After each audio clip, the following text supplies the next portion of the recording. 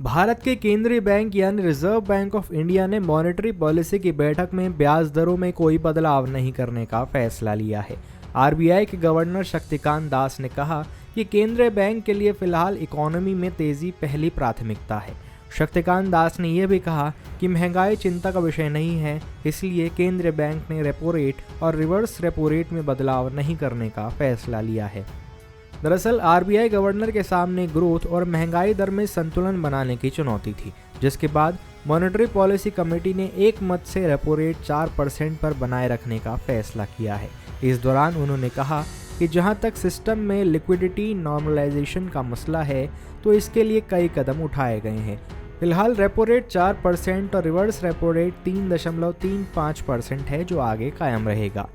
RBI monetary policy की बैठक के बाद शक्तिकांत दास ने प्रेस कॉन्फ्रेंस में यह भी कहा कि कोरोना संकट का असर अब इकोनॉमी में बहुत कम है।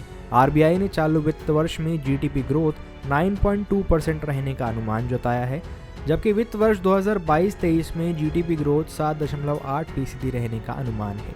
इसके अलावा केंद्रीय बैंक ने यह भी कहा है कि महंगाई को कम करने के लिए कई कदम उठाए गए हैं, इसलिए फाइनेंशियल ईयर 2022 में महंगाई दर 5.3% रहने का अनुमान है। केंद्रीय बैंक की माने तो वित्त वर्ष 2022-23 की आखिरी तिमाही में 4% महंगाई दर रहने का अनुमान है। ऐसी ही तमाम बड़ी खबरों से जुड़े रहने के लिए बने रहिए पंजाबकेसरी.com के साथ।